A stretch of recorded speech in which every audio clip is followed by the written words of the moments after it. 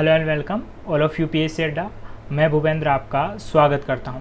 आज हम बड़े ही बेसिक तरीके से अर्थव्यवस्था पढ़ने वाले हैं। ये अर्थव्यवस्था का फर्स्ट लेक्चर है जिसमें हम इकोनॉमी और इकोनॉमिक्स में क्या डिफरेंस होते हैं, देन इसके अलावा अर्थव्यवस्था क्या होती है और अर्थव्यवस्था के प्रकार, ये हम चर्चा करने वाले हैं। ये जो हमारी क्लास है स्पेशल एमपीपीएससी के लिए हैं और नए सिलेबस में जो भी चीज़ें जुड़ी हुई है उसके अकॉर्डिंग हम बहुत अच्छे से यहाँ पर चर्चा करने वाले हैं।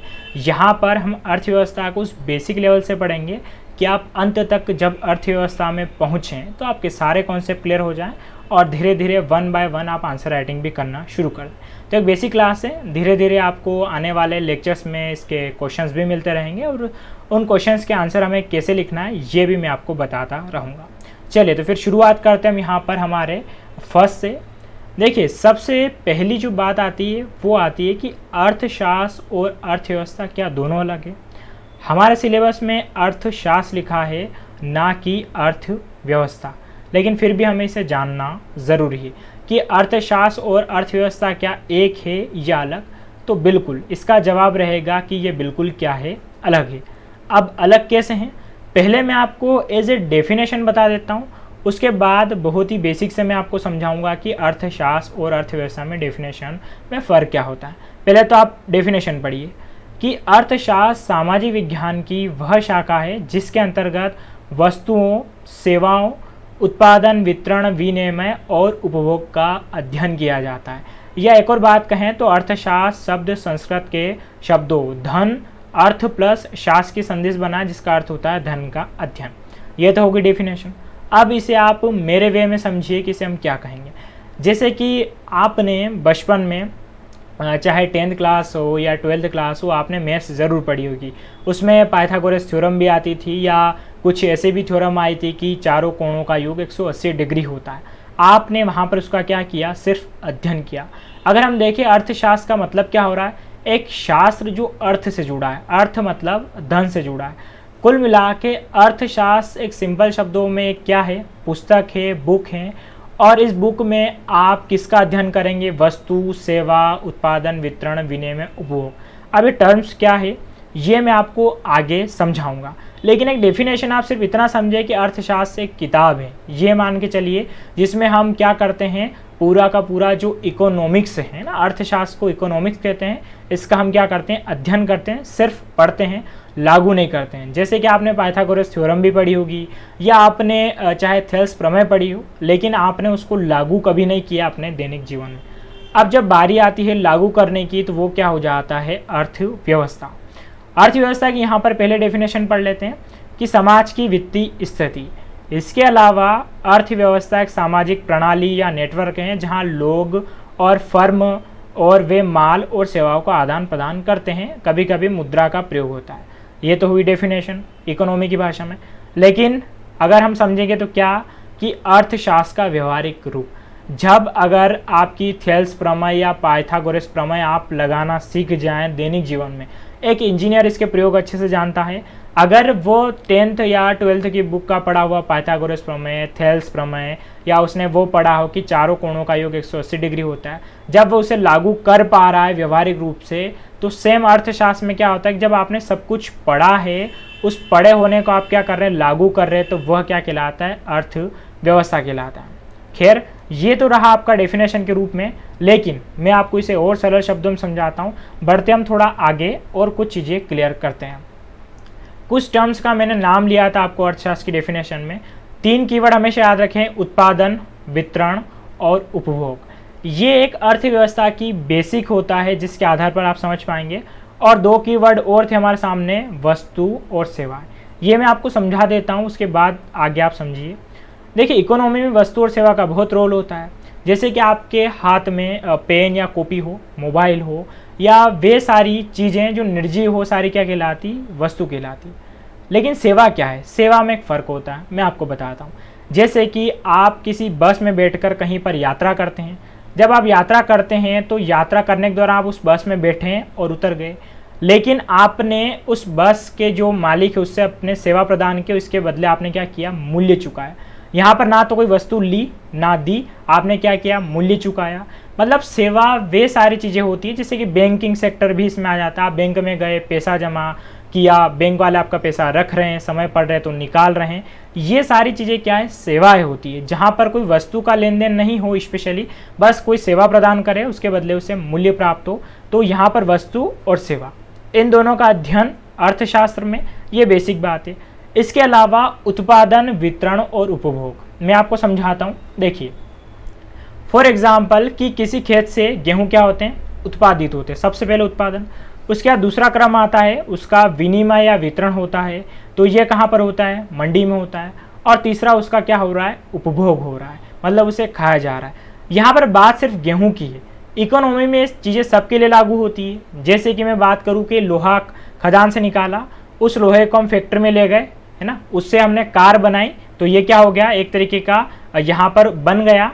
अब कार को जब हमने बेचा तो ये क्या हो गया, वितरण हो गया। और उसके बाद किसी शख्स ने उसका प्रयोग किया और उसकी सेवा ली, है ना, प्रयोग कर रहा है, तो वो क्या हो गया, उपभोग हो गया। मतलब अर्थव्यवस्था में हम किस किस का अध्ययन कर रहे हैं, एक तो वस्तु, एक सेवा और तीन चीजें, उत्पादन, वितरण और उपभोग। जब इन सब का अध्ययन करते हैं और अध्ययन करने के बाद जब ये व्यवहारिक रूप से लागू हो जाए, आप जब इन चीज़ों को देख पाए किताब से बाहर, तो वो क्या कहलाएगा, आपकी अर्थव्यवस्था। कुल मिला के अर्थव्यवस्था व्यवहारिक रूप है किसका, अर्थशास्त्र का। अगर यहाँ तक भी बात समझ में नहीं आती है तो एक लास्ट और अंतिम तरीके से मैं आपको समझाऊंगा, ये चीज़ भी आपको अच्छे से क्लियर होगी। मान के चलिए आप कोई रेसिपी एक बुक पढ़ते हैं, ठीक है, रेसिपी बुक में आप देखते हैं कि समोसे कैसे बनाने हैं, कचौरी कैसे बनानी, जो भी आप अच्छे खासे उसे पढ़ते हैं। देन उसके बाद में आप क्या करते हैं, रेसिपी बना लेते हैं। मतलब आपने पढ़ा, पढ़ने के बाद आपने जो भी बनाना था वो क्या कर लिया, समोसा बना लिया। अब यहाँ पर इस चीज़ को समझिए कि आपने रेसिपी बुक का क्या किया, अध्ययन किया। ये अध्ययन किया तो ये अध्ययन क्या कहलाया, आपका अर्थशास्त्र। लेकिन इसका अध्ययन करने के बाद आप जब इसे धरातल रूप में लागू कर पाए तो ये लागू करना क्या कहलाया, अर्थव्यवस्था कहलाया। मतलब इस बात को खास रूप से आप समझिए कि अर्थशास्त्र में अध्ययन होता है, अर्थव्यवस्था लागू होती है।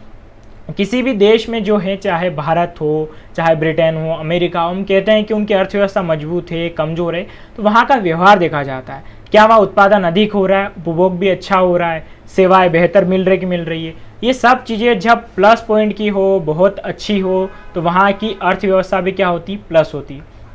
जब अगर वहाँ की सारी चीज़ें, जैसे कि वहाँ पर सेवा अच्छी नहीं मिल रही हो, बैंकिंग सेक्टर अच्छे से काम ना करता हो, चाहे परिवहन काम ना करता हो, इसके अलावा उत्पादन ना होता हो, यानी कि खाद्यान्न समस्या हो, या चाहे खदान में खनिज ना हो, ये चीज़ें भी अगर उपलब्ध ना हो, वितरण सही से ना हो, उपभोग करने वाला कोई ना हो, तो वो सारा क्या कहलाता है कि वहाँ की अर्थव्यवस्था कैसी, नेगेटिव। वहाँ के लोग और वहाँ की अर्थव्यवस्था कैसी हो गई, नेगेटिव हो गई।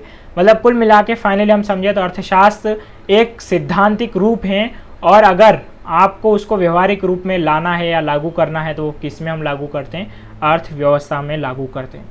आशा करता हूँ यहाँ तक आपको अर्थशास्त्र और अर्थव्यवस्था दोनों क्या होती हैं चीज़ें क्लियर अच्छे से हो गई होगी। अब बढ़ते हम आगे। बस इतना ध्यान रखिएगा, अर्थशास्त्र एक किताब है, और अगर उस किताब की बातों को आप लागू कर पा रहे हैं तो वो क्या कहलाएगी, अर्थव्यवस्था कहलाएगी। और अर्थव्यवस्था यही चीज़ होती है, ये आपको यहाँ पर क्लियर हो गया होगा। अब बढ़ता हूँ मैं आगे नेक्स्ट टॉपिक की तरफ। अब हम देखते हैं कि अर्थशास्त्र के प्रकार है ना, आप दिमाग में अर्थशास्त्र जो हैं उसको अच्छे से याद रखें, ठीक है। अर्थशास्त्र अलग चीज़ है, अर्थव्यवस्था बिल्कुल अलग है, दोनों में डिफरेंस है, वो मैं आपको बता चुका हूँ। तो यहाँ पर अभी हम अर्थशास्त्र के प्रकार पढ़ रहे हैं, कुछ देर बाद आगे हम किसके प्रकार पढ़ेंगे, अर्थव्यवस्था के प्रकार पढ़ेंगे, ठीक है। अर्थशास्त्र को इकोनॉमिक्स कहते हैं, अर्थव्यवस्था को सिर्फ इकोनॉमी कहते हैं, ये भी आप फर्क समझिए। तो अर्थशास्त्र के दो प्रकार हैं, व्यष्टि और समष्टि। अगर इसे इंग्लिश में कहें तो इसे कहते हैं माइक्रो और इसे कहते हैं मैक्रो, ठीक है। कुछ इंग्लिश कीवर्ड भी हम ज़रूर यूज़ करेंगे, क्योंकि जो एक्चुअल में इकोनॉमी है वो लिखी गई तो वो अंग्रेजी भाषा में ही है, क्योंकि सारा जो अर्थव्यवस्था का खेल है वो सारा पश्चिमी सभ्यता से भारत की ओर लौटा है। हालांकि भारत में अर्थव्यवस्था कब से थी, चल रही थी, लेकिन उसका एक विस्तृत विवरण नहीं था। तो अधिकांशतः जो पूरी इकोनॉमी है इसकी सारी चर्चा इंग्लिश में की गई है, इसलिए इंग्लिश वर्ड भी हमें देखने रहेंगे। अब व्यष्टि किसे कहते हैं, समष्टि किसे कहते हैं, इससे भी समझ लेते हैं। देखिए, व्यष्टि अर्थशास्त्र में एक व्यक्तिगत इकाई का अध्ययन होता है, जबकि समष्टि अर्थशास्त्र में संपूर्ण देश की अर्थव्यवस्था का अध्ययन होता है। अब ये संपूर्ण देश की अर्थव्यवस्था या इकाई के रूप में कैसे करेंगे। फॉर एग्जाम्पल अगर पेट्रोल के दाम बढ़ रहे हैं तो हम किसका अध्ययन कर रहे हैं, सिर्फ पेट्रोल का कर रहे हैं कि आखिर क्या कारण है कि पेट्रोल के दाम बढ़ रहे हैं। या अगर हम पर्टिकुलर किसी भी चीज़ का देख ले कि प्याज के दाम बढ़ रहे हैं, क्यों बढ़ रहे हैं, तो हम इसे महंगाई के रूप में क्या कर रहे हैं, अध्ययन कर रहे हैं, सिर्फ आप पर्टिकुलर इसी चीज़ का कर रहे हैं। लेकिन जब बात आती है संपूर्ण की तो हम क्या करते हैं कि पूरी देश की जो जीडीपी है ना, ये क्या होता है मैं आगे समझाऊंगा, लेकिन पूरी देश की जीडीपी नीचे आ रही है, देश में क्या है, गरीबी है, तो गरीबी पूरा आ जाएगा इसमें, बेरोजगारी, इन सब का जब हम अध्ययन कर रहे हैं, ठीक है, गरीबी हो गई या इसके अलावा बेरोजगारी हो गई, इन सब का हम अध्ययन कर रहे हैं, तो क्या कर रहे हैं, एक विस्तृत लेवल पे कर रहे हैं, मतलब बड़े स्तर पर कर रहे हैं। तो कुल मिला के इस बात को समझिए आप कि समष्टि अर्थशास्त्र में क्या होता है, एक विस्तृत अध्ययन करते हैं, जबकि व्यष्टि यानी कि माइक्रो में हम पेट्रोल हो गया या कोई परिवार भी हो सकता है ना, कि भारत में परिवार हो गया या किसी क्षेत्र विशेष की उन्नति होगी, किसी राज्य की उन्नति हो गई, वो सारा किस में आएगा, माइक्रो में, व्यष्टि में। और अगर अच्छे खासे की बात करें या पूरे का अध्ययन करें तो वो किस में आएगा, समष्टि में आएगा। यहाँ तक आपको अर्थशास्त्र के प्रकार भी अच्छे समझ में आ गए होंगे। अब हम आगे बढ़ते हैं और नेक्स्ट हम देखते हैं अर्थव्यवस्था के प्रकार। इससे पहले हमने चर्चा किसकी करी, अर्थशास्त्र की। अब हम चर्चा करने वाले हैं किसकी, अर्थव्यवस्था के प्रकार की। तो अर्थव्यवस्था के प्रकार होते हैं 3। पहला पूंजीवादी अर्थव्यवस्था, दूसरा समाजवादी अर्थव्यवस्था और तीसरा मिश्रित अर्थव्यवस्था। बहुत इंपॉर्टेंट टॉपिक है और इससे क्वेश्चंस बहुत सी बार बनते हैं एग्जाम में कि समाजवादी जो अर्थव्यवस्था है उसकी क्या विशेषता है, क्या लाभ, क्या हानि, या मिश्रित अर्थव्यवस्था, इनके कंपैरिजन भी पूछे जाते हैं, ये क्या होते हैं, बेसिक क्वेश्चन इनसे पूछे जाते हैं। तो यहाँ पर आगे हम इनको समझेंगे बहुत ही आसान तरीके से और बड़े ही इत्मीनान से। चलिए पहले हम ये डिसाइड करेंगे कि कोई भी अर्थव्यवस्था, देखिए पूरी दुनिया भर में जो देश हैं उन देशों में सिर्फ अर्थव्यवस्था को 3 ही भागों में बांटा गया है अभी तक, एक तो समाजवादी, एक मिश्रित और एक पूंजीवादी। अब किसी देश की अर्थव्यवस्था समाजवादी है, पूंजीवादी है या मिश्रित है, इसको तय करने का आधार 3 चीज़ों पर होता है। पहला तो उत्पादन, दूसरा वितरण और तीसरा नियमन। अगर आपको अच्छे से ये समझना है कि अर्थव्यवस्था कौन से प्रकार की, समाजवादी, पूंजीवादी या मिश्रित, तो ये 3 पॉइंट आप नोट कर लीजिए। अगर आपको ये 3 पॉइंट समझ में आते हैं तो आपके लिए आसानी से समझना होगा कि समाजवादी किसे कहते हैं, पूंजीवादी किसे कहते हैं और मिश्रित किसे कहते हैं। चलिए तो एक एक करके हम इन सब की अच्छे से चर्चा करेंगे। सबसे पहली बात आती है पूंजीवादी अर्थव्यवस्था की। अर्थव्यवस्था में सबसे पहला फैक्टर पूंजीवादी यानी कि कैपिटलिस्ट इकोनॉमी का ही आया था, बाद में समाजवादी और धीरे धीरे मिश्रित अर्थव्यवस्था निकल कर आई है। अब इसका जन्म कहाँ से हुआ इसकी मैं चर्चा कर लेता हूँ। तो आप इस शख्स जो हैं एडम स्मिथ, इनका नाम बहुत याद रखें, प्रीफेक्ट भी हैं, प्री के हिसाब से भी इम्पोर्टेंट है। और एडम स्मिथ को अर्थशास्त्र है ना, इकोनॉमिक्स का पितामह कहा जाता है।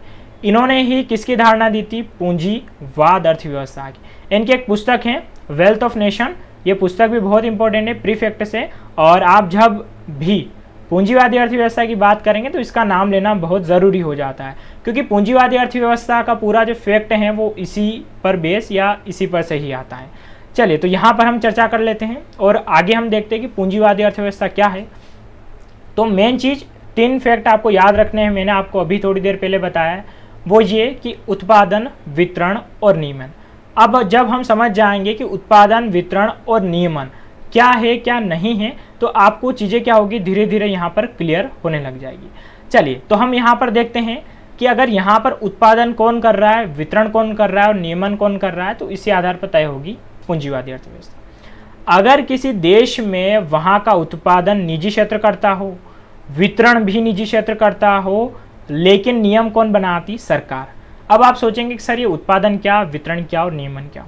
ये मैं आपको 2 पॉइंट तो अभी बता चुका था, जैसे गेहूं का उत्पादन हो रहा है, उसके बाद मंडी में वो वितरित हो रहे हैं। हाँ, नियमन तीसरी चीज़ है कि उस गेहूं को किस प्रकार से बेचा जाएगा, किस भाव पर बेचा जाएगा, ये क्या कहलाता है, नियमन कहलाता है। किसी भी देश में नियमन जो होते हैं, रेगुलेशन होते हैं, वो सरकार ही तय करती है। हाँ, कितने अधिक तय करती, कितने कम तय करती, वो भी किसी अर्थव्यवस्था में फ़र्क रखता है। पूंजीवादी अर्थव्यवस्था में क्या होता है कि किसी वस्तु का उत्पादन, उसका वितरण और नियमन सरकार करती है, लेकिन बहुत ही कम हस्तक्षेप होता है सरकार का। चलिए अब यहाँ पर कुछ एग्जाम्पल समझ लेते हैं कि पूंजीवादी अर्थव्यवस्था क्या। इसका सबसे बढ़िया जो एग्जाम्पल वाला देश है वो है आपका USA, ब्रिटेन, जर्मनी और जापान। खासकर यूएसए का इसमें बहुत नाम आता है। अब मैं आपको कुछ एग्जाम्पल समझाता हूँ। जैसे कि होता क्या है, किसी भी देश की अगर पूंजीवादी अर्थव्यवस्था है तो वहाँ पर जो भी उत्पादन या वितरण होगा वह किस चीज़ पर तय होता है, मांग और पूर्ति पर ही आधारित होता है। ये बात का आप खास ध्यान रखें। अब पूंजीवादी में ये चीज़ याद रखिएगा, निजी सरकार, यहाँ पर राज्य भी क्षेत्र आता है। अब इसके बारे में जब मैं आपको आगे विशेषता बताऊंगा तो आपको और खुल के क्लियर होगा कि हाँ, पूंजीवादी अर्थव्यवस्था वाले देशों में आखिर जो प्रोसेस होती है वो क्या होती है, इस चीज़ को समझते हैं। विशेषता सबसे पहली द्विस्तरीय प्रणाली। अब ये द्विस्तरीय प्रणाली क्या है, देखिए जैसे कि होता क्या है पूंजीवादी में कि जिसके पास पैसा है ना, पूंजी है, जिसके पास पैसा है वह अपने पैसे से क्या करेगा, उद्योग लगा लेगा। सरकार का कोई इंटरफेयर नहीं है। आपके पास की जेब में पैसा है, आप चाहे जो बिजनेस लगाएं, कुछ सरकार से परमिशन रहेगी लेकिन बहुत कम, आसानी से आप अपना उद्योग शुरू कीजिए। अब कोई भी व्यक्ति जब उद्योग शुरू करेगा पूंजीवादी देश में तो वो देखता है कि उस देश में किस चीज़ की मांग है। ठीक है, क्या देखता है, किस चीज़ की मांग है। मैं आपको बताता हूँ। फॉर एग्जाम्पल जैसे कि एप्पल की मैं बात करता हूँ, एप्पल मोबाइल की बात करते हैं। अमेरिका में बहुत सारे लोग, लगभग वहाँ मान के चलते हैं कि अमेरिका की आबादी में 30% आबादी ऐसी है जो एप्पल परचेस कर सकती है। ठीक है, और एप्पल को क्या करेंगे, अच्छे दामों में बेचेंगे।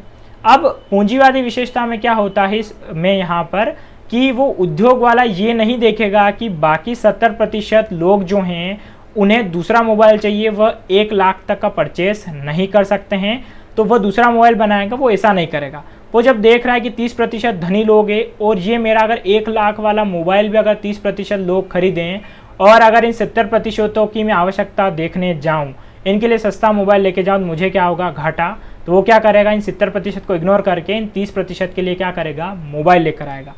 पूंजीवादी में क्या होता है कि 2 वर्ग निकल कर आते हैं। एक वर्ग बहुत अमीर वर्ग निकल जाता है इसमें और एक वर्ग निकलता है गरीब। अब इसमें जब गरीब वर्ग आता है तो उसकी जो मांग होती है उसको क्या किया जाता है, अनदेखा किया जाता है। मान लेते हैं फॉर एग्जांपल जैसे कि मैं अमेज़न की ही बात करूं। अमेज़न एक अमेरिका की कंपनी है, सेलिंग कंपनी है।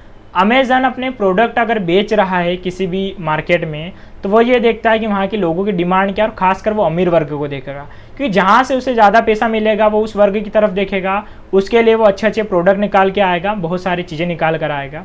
जैसे कि एक लीज़ा का नाम आपने सुना होगा, अमेज़न का मतलब एक तरीके का ये मतलब गाने सुनने का एक ये पूरा का पूरा फंक्शंस है जिसमें आप लीज़ा से कुछ भी कहते हैं तो वो आपको गाना सुना देती है। अब लीज़ा को परचेस करने वाले बहुत कम लोग हैं, हम लोग या मध्यम वर्गीय लोग हैं वो उस लीज़ा वाले प्रोडक्ट को परचेस नहीं कर सकते। लेकिन अमेज़न को इससे कोई मतलब नहीं है। अगर लीज़ा की कीमत आज 50,000 हैं और इसे खरीदने वाले लगभग 10,000 लोग भी हैं तो उसका काम हो गया है। उसे उन मध्यम वर्गीय लोगों से कोई मतलब नहीं है जिसे क्या चाहिए, अच्छा प्रोडक्ट चाहिए होता है। तो यहाँ पर क्या होता है कि 2 वर्ग निकल कर आते हैं, अमीर और गरीब। और हमेशा इसमें किसका देखा जाता है, अमीर वर्ग को ही देखा जाता है, उसी का फ़ायदा सोचा जाता है। गरीब वर्ग को अगर उसको रोटी चाहिए, इन्हें कोई मतलब नहीं, उसे मकान चाहिए, कोई सस्ते मकान उपलब्ध नहीं करवाएंगे।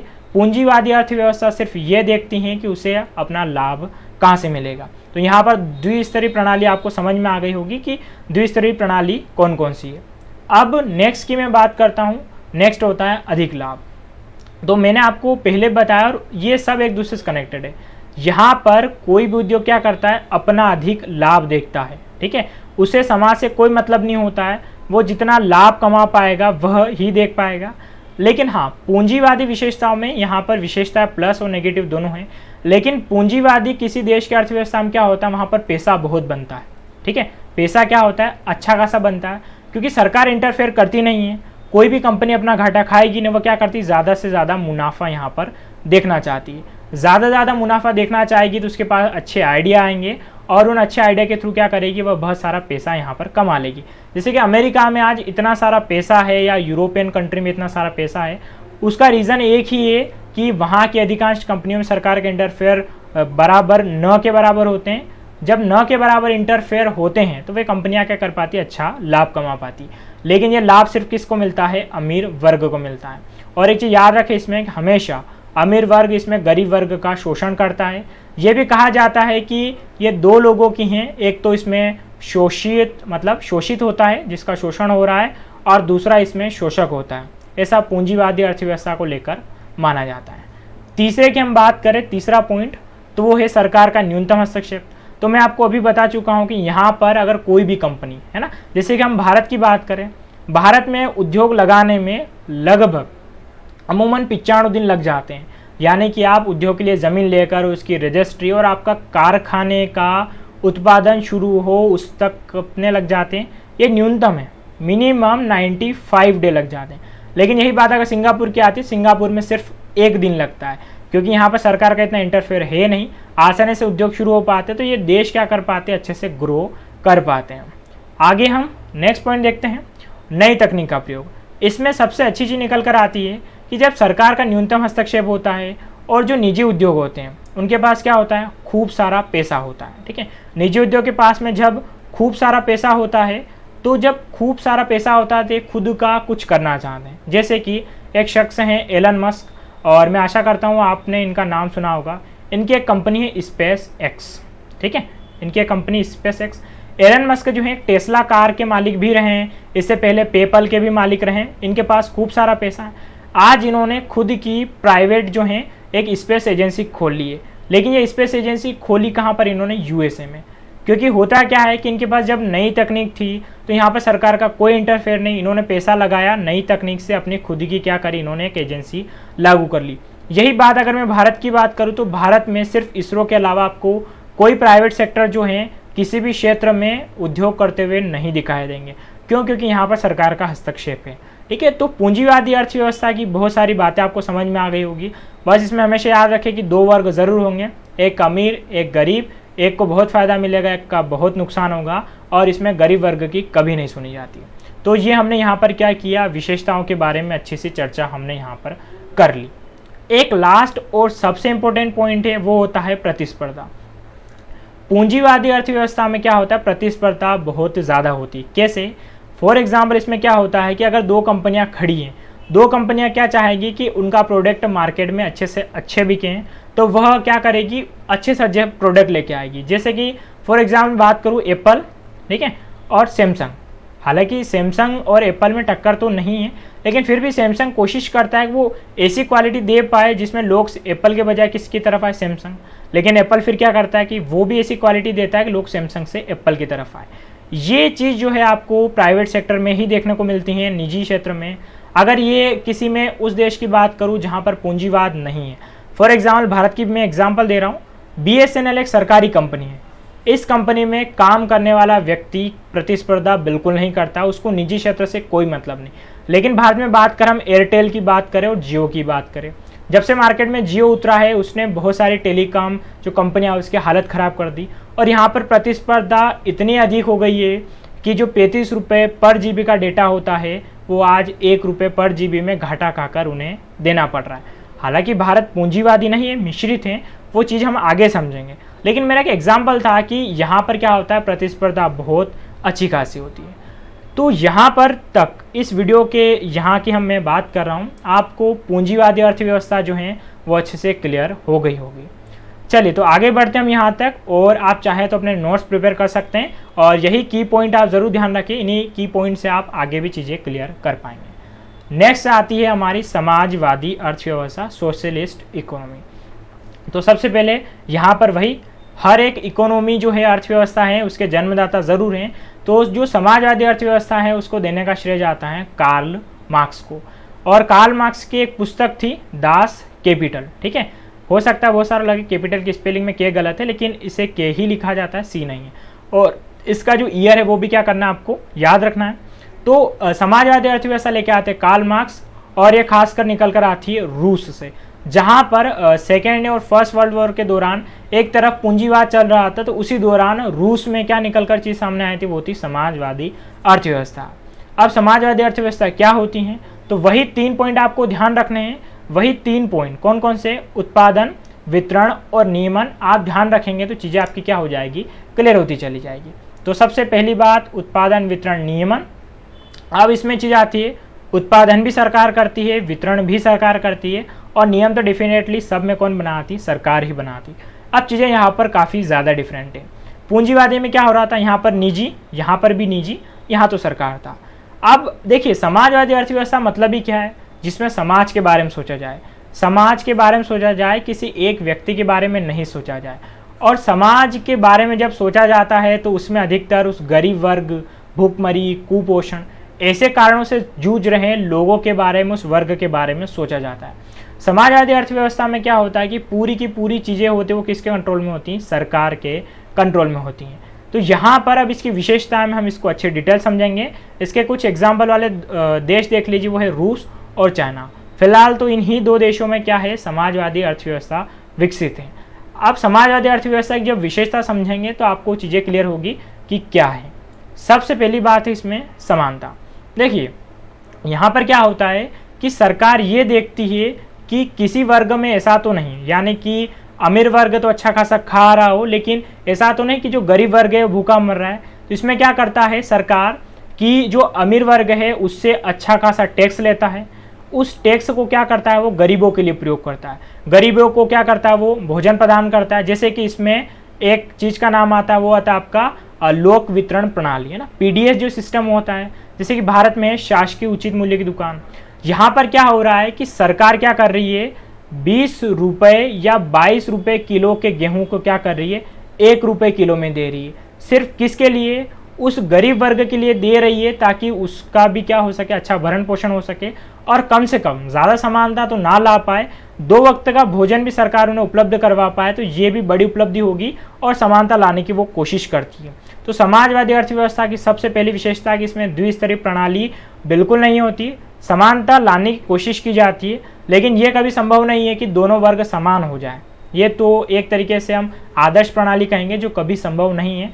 लेकिन फिर भी पूंजीवादी के मुकाबले इसमें क्या होता है कि जो गरीब वर्ग होता है उसकी स्थिति यहाँ पर अच्छी होती है। बात करते हैं नेक्स्ट पॉइंट की, न्यूनतम लाभ। अब इसमें क्या है कि अगर आप वो चीज़ें देखेंगे तो उसमें क्या हो रहा था, कुल मिला के वहाँ पर लाभ अधिक हो रहा था, यहाँ पर लाभ क्या होगा, न्यूनतम। देखिए सारे काम कर कौन रहा है? सरकार। तो सरकार क्या करेगी, अपने लाभ न्यूनतम देखेगी।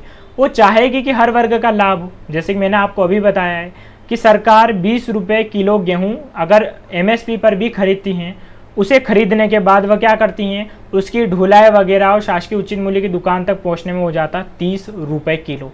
लेकिन जब 30 रुपये किलो होता है, लेकिन कोई व्यक्ति लेने जा रहा है तो उसे मिल रहा है वो 1 रुपये, यानी कि सरकार को 29 रुपये का घाटा हो रहा है। लेकिन फिर भी सरकार क्या कर रही है, वो घाटा खा रही है ताकि गरीब वर्गों को लाभ हो सके। मैं भारत के संदर्भ में एक और चीज़ बताता हूँ, भारत का एग्जाम्पल ले रहा हूँ। भारत समाजवादी नहीं है लेकिन एग्जाम्पल बता रहा हूँ। भारत में जो रेलवे टिकट होता है, अगर आप कहीं पर 100 रुपये की यात्रा कर रहे हैं रेलवे टिकट लेकर, तो इस बात को जान लीजिए कि उसमें से 55 रुपये आपके सरकार देती है। आप अपनी जेब से कितने रुपए दे रहे हैं, सिर्फ 45 रुपये दे रहे हैं, ठीक है। या इसको ऐसे समझिए कि आपने कहीं पर अगर 45 रुपये की टिकट लेकर यात्रा करी है, तो एक्चुअल में उसका टिकट प्राइस 100 रुपये था, 55 रुपये सरकार ने अपनी जेब से दिया है, घाटा खाया है। क्यों?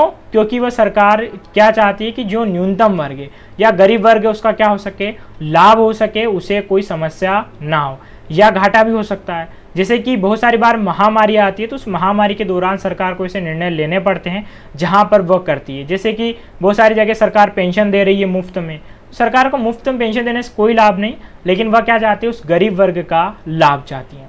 उसके बाद अगला पॉइंट है सरकार का अधिक हस्तक्षेप। तो पूंजीवादी में क्या होता है, बिल्कुल न्यूनतम हस्तक्षेप। यहाँ पर कोई भी प्राइवेट सेक्टर अगर अपना उद्योग खोलना चाहे तो उसे सरकार से बहुत ज़्यादा परमिशन लेनी पड़ती है, बहुत हस्तक्षेप लेना पड़ता है। जैसे कि मैं चीन की बात करूँ तो चीन में हालांकि प्राइवेट इंडस्ट्री है, सब कुछ है, लेकिन वहाँ पर प्राइवेट इंडस्ट्री पर अधिकांश कमांड किसकी है, वहाँ की सरकार की ही है, ठीक है। तो यहाँ पर क्या होता है कि सरकार का बहुत ही ज़्यादा हस्तक्षेप होता है। सरकार का जब अधिक हस्तक्षेप होता है तो समस्या भी बनती है, क्योंकि उसमें क्या होता है कि कोई भी व्यक्ति अपना निजी उद्योग नहीं खोल सकता है, उसे काफ़ी समय लगता है। तो ये इसका एक नेगेटिव पॉइंट हो जाता है कि ज़्यादा हस्तक्षेप जब होता है तो दूसरी देश की जो कंपनियां हैं उस देश में निवेश करने से कतराती है, क्योंकि जब उसके देश में अगर एक दिन में उद्योग लग रहा है और जिस देश में समाजवादी अर्थव्यवस्था वहाँ पर अगर 100 दिन लग रहे हैं, तो उस देश में वो बिल्कुल भी क्या करेगा, इंटर करना नहीं चाहेगा। वह चाहेगा कि ऐसे देश में जाए जहाँ पर आसानी से चीज़ें हो पाए। उसके बाद आगे हम देखते हैं न्यूनतम प्रतिस्पर्धा। तो बिल्कुल यहाँ पर क्या होता है कि सारी कंपनियाँ क्या होती हैं, सरकार के ही अधीन होती हैं, तो प्रतिस्पर्धा नहीं करती हैं। क्योंकि होता क्या है, मैं आपको एक उदाहरण के तहत समझाता हूँ कि इसकी शुरुआत हुई थी रूस में, ठीक है। रूस में जब प्रारंभिकता हुई तो वहाँ पर क्या हुआ, कोई भी एक व्यक्ति था, मतलब वहाँ पर शुरुआत में क्या हुआ, सभी किसानों से उनकी ज़मीन ले ली गई। सभी किसानों से उनकी ज़मीन लेकर सरकार ने अपने पास रख ली और कहा कि तुम्हें 2 टाइम का भोजन मिल जाएगा, ठीक है, तुम्हें कपड़े भी हम दे देंगे, तुम क्या करो, सिर्फ इस खेत से हमें अनाज पैदा करके दो। क्या करो, अनाज पैदा करके दो। एक किसान जो उस खेत पर कब से हैं उसकी पूछते नहीं थी, लेकिन सरकार ने उसे छीन लिया। अब क्या मिल रहा है, 2 टाइम का भोजन और कपड़े। और सरकार ने क्या कहा कि तुम अच्छा उत्पादन करो।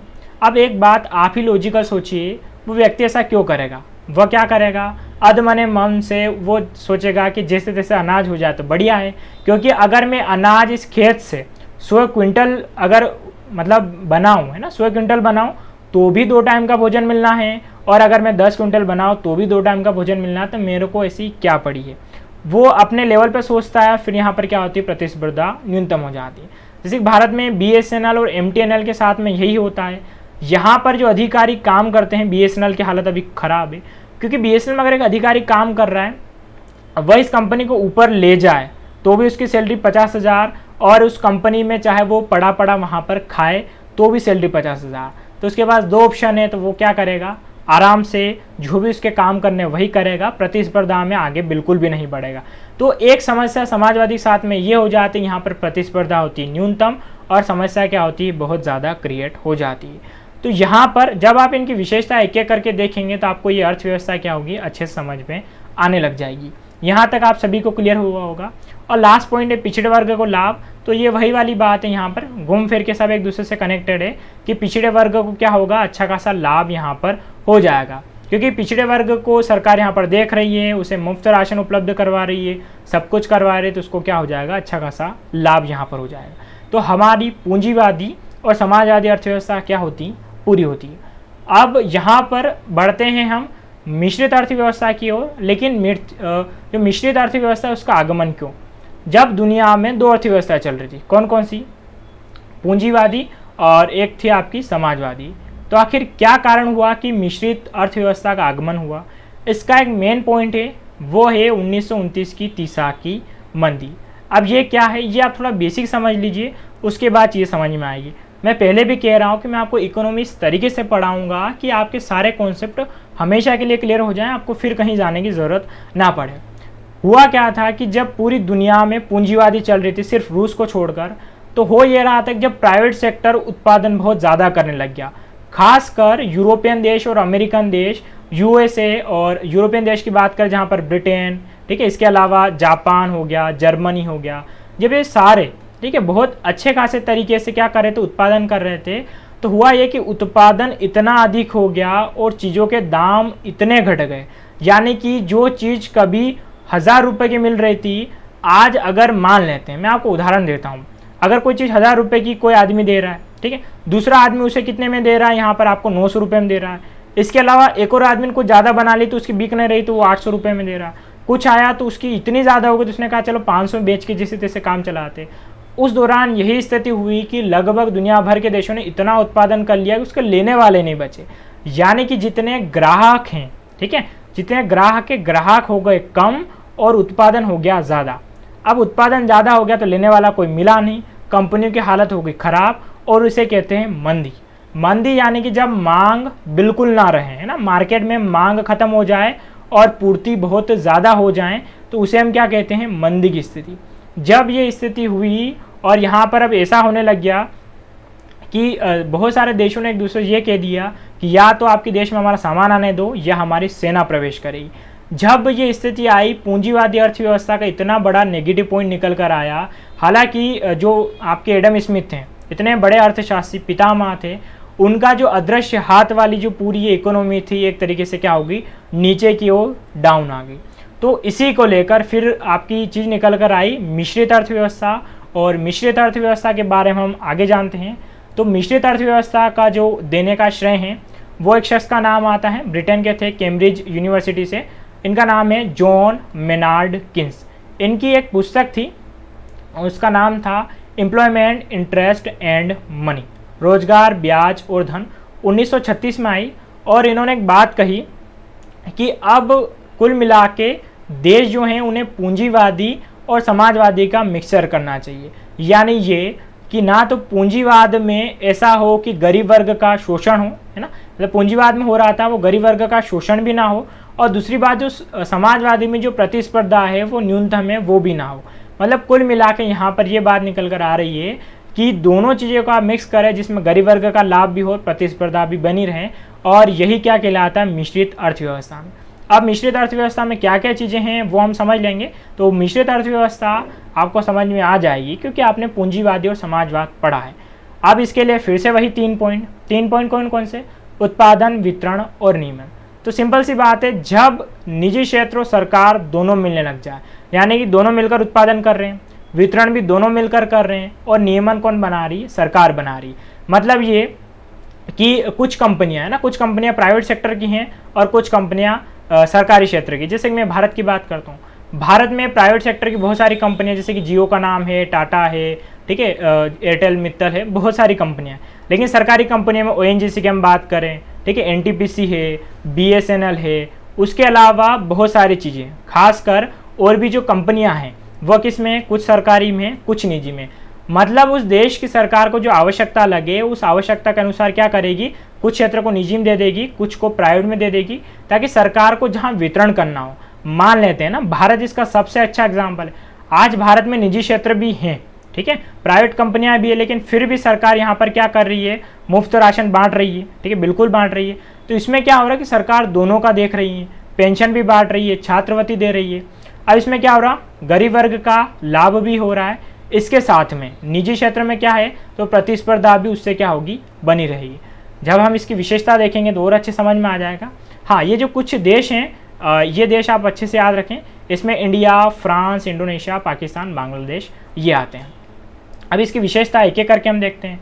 तो सह अस्तित्व का मतलब ये कि इसमें सह अस्तित्व यानी कि प्राइवेट सेक्टर भी है और निजी क्षेत्र भी है, दोनों अपनी भूमिका में यहाँ पर क्या है, बने हुए हैं। सॉरी, प्राइवेट और जो आपका राज्य यानी कि गवर्नमेंट है, दोनों का सह अस्तित्व है।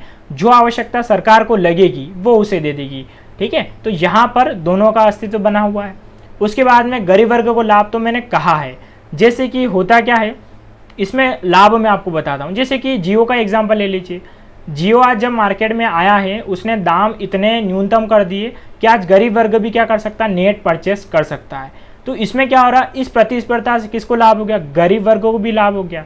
दूसरी तरफ उसे मुफ्त राशन भी मिल रहा है, मुफ्त पढ़ाई भी मिल रही है, उससे भी क्या हो रहा है, लाभ हो रहा है। मतलब मिश्रित अर्थव्यवस्था में क्या होता है कि गरीब को दोनों तरफ से लाभ हो रहा है। जब प्रतिस्पर्धा बन रही है तो मार्केट में उसे क्या मिल रहे हैं, अच्छे प्रोडक्ट मिल रहे हैं। और प्रतिस्पर्धा जो होती है वो खासकर निजी क्षेत्रों के अपने बीच में होती है ना, सरकार और जो आपका निजी क्षेत्र होता है उसके बीच में नहीं होती हैं।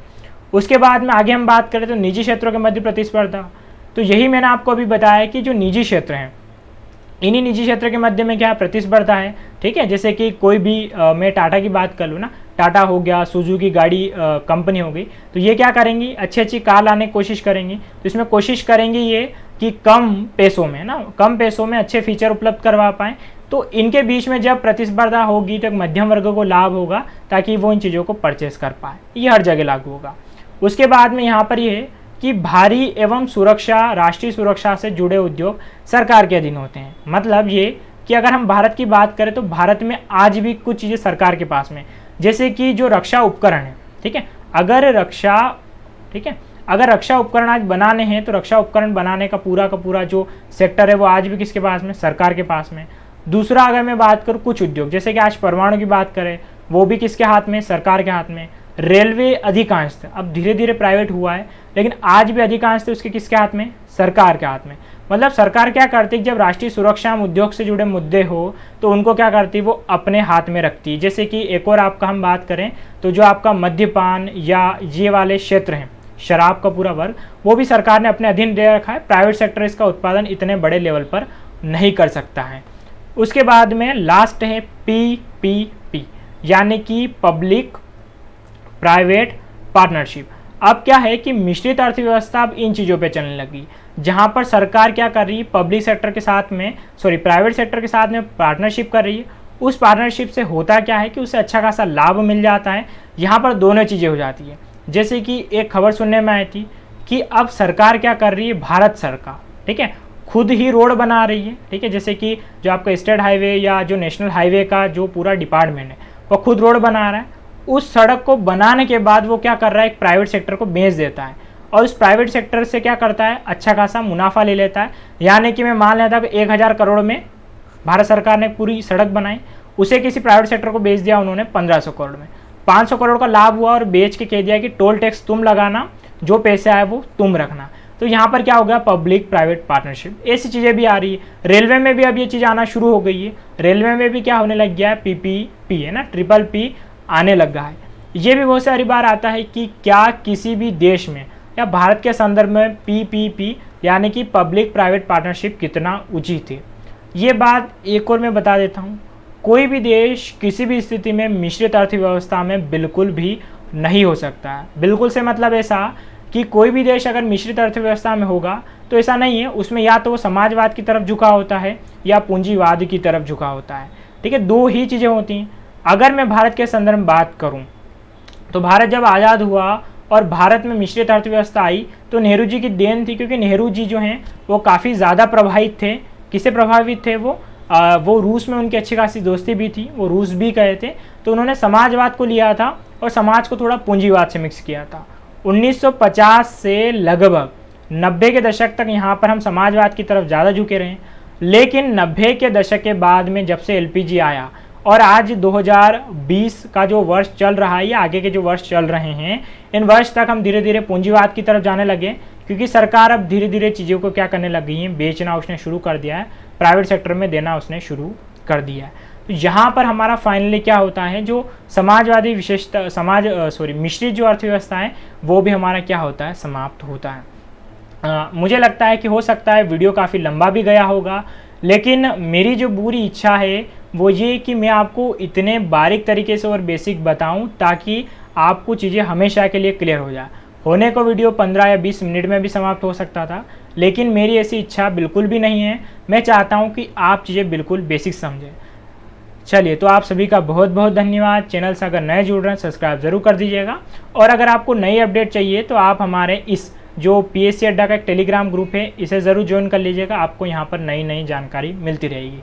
और यहाँ पर आपको वीडियो कैसा लगा, आपके कोई भी डाउट हो तो आप हमें कमेंट करके ज़रूर बता सकते हैं। आप सभी का बहुत बहुत धन्यवाद।